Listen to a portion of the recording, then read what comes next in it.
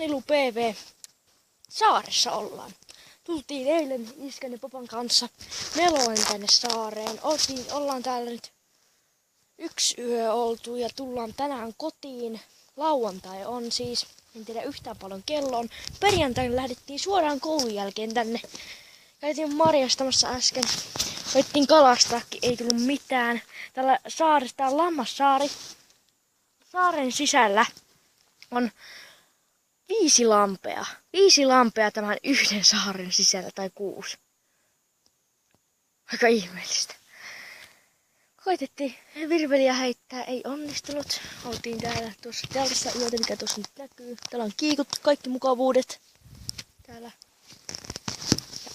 Kokissa vaan juodaan täällä.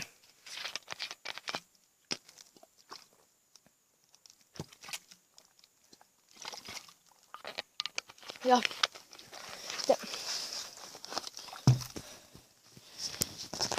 on mennyt monta otosta pilalle, kun on pistänyt kättini aivan tuohon koiran eteen. Tätä koitan sytytellä, mutta ei löydy tulitikkuja. Ne on marjastamassa vielä.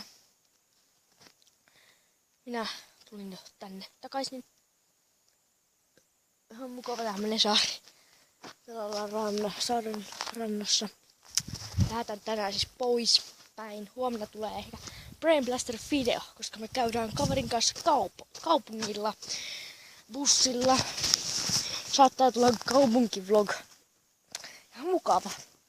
Olen jo pitkään odottanut, että saisin tehdä sen, jos se kaverille nyt käy.